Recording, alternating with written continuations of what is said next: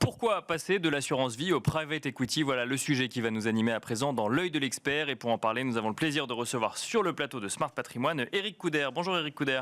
Bonjour Nicolas. Bienvenue sur le plateau de Smart Patrimoine. Vous êtes le président de la financière de la Seine. Et alors, on est en début d'année 2025. Et c'est vrai qu'on peut se poser la question quand on veut choisir un certain nombre d'allocations ou d'investissements si on ne ferait pas mieux, ou en tout cas si on ne pourrait pas envisager le fait de déplacer une partie de ce qu'on a placé en assurance vie sur des supports un peu plus risqués comme le private equity, Éric Couder.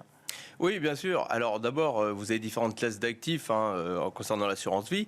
Les compagnies d'assurance ont largement fait évoluer leurs contrats ces dernières années pour accueillir un plus grand nombre de supports dans différentes classes d'actifs. Bien sûr. Vous avez vu que le fameux fonds garanti en euros avait repris des couleurs grâce à la hausse des taux. Et avec certains bonus aussi qu'on voit encore jusqu'à la fin de l'année. Alors absolument. Donc c'est ce qui a permis d'ailleurs une très belle collecte en 2024, puisque ça ne vous a pas échappé. La collecte nette de l'assurance vie était de 30 milliards environ. Bien sûr. Voilà. Et donc cette année, ces offres bonus perdurent, ce qui permet d'abord de réduire l'écart avec d'autres placements bancaires de court terme, que sont les dépôts à terme et les comptes sur livret.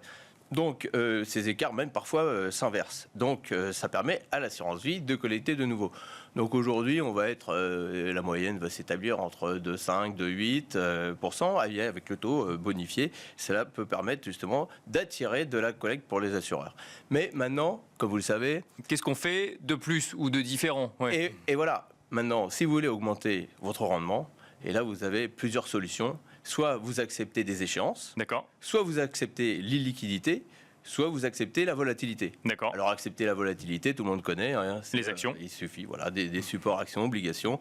Et votre unité de compte, votre support va fluctuer tout au long de votre période d'investissement, mais au final, avec un taux espéré supérieur à celui du taux sans risque.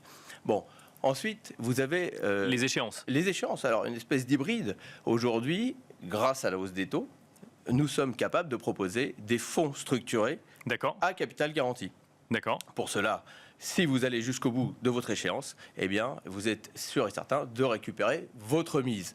Et là, vous pouvez espérer des taux aujourd'hui entre 7 et 8%. Et donc ça, c'est un investissement bloqué, entre guillemets, et on récupère à l'échéance. Alors ça n'est pas bloqué, c'est liquide. Mais c'est liquide, d'accord. Voilà, vous avez une valeur liquide active au quotidien, mais celle-ci peut fluctuer à la hausse comme à la baisse. Oui, bien sûr. Voilà, c'est à l'échéance que l'on peut récupérer son capital si celui-ci est protégé. D'où le terme de capital garanti à l'échéance. Absolument. On est assuré de récupérer au moins tout son capital si on va jusqu'au bout de la durée d'investissement. Absolument. D'accord. Et pour aller encore plus loin, avec des investissements plus sophistiqués, effectivement, et là vous êtes vraiment dans l'illiquidité, c'est le private equity. D'accord. C'est ce qui vous assure certainement le meilleur rendement dans la durée, mais normalement, dans un fonds de private equity, si vous souscrivez directement, eh bien, vous ne pouvez pas sortir. Vous devez aller jusqu'au bout, et c'est la société de gestion qui vous remboursera au fur et à mesure des cessions d'entreprises. Oui, c'est ça, parce qu'on investit dans des entreprises de l'économie réelle, non cotées, et donc ensuite on laisse le fonds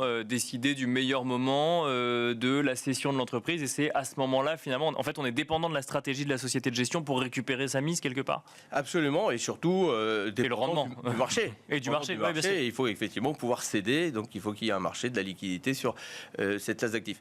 Alors, ce qui se passe aujourd'hui, c'est que certains assureurs sont capables aujourd'hui de vous proposer des fonds de private equity au sein des contrats. D'assurance vie.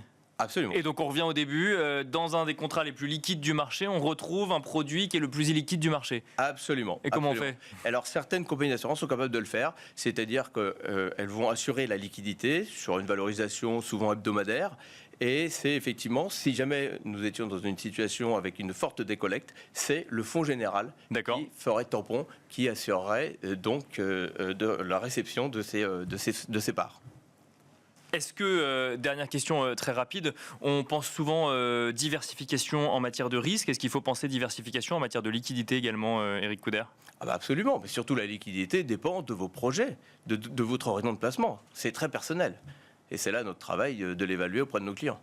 Merci beaucoup, Éric Couder, de nous avoir accompagnés dans Smart Patrimoine. Je rappelle que vous êtes président de la financière de la Seine. Merci beaucoup. Merci, Nicolas. Et quant à nous, on se retrouve très vite sur Be Smart for Change.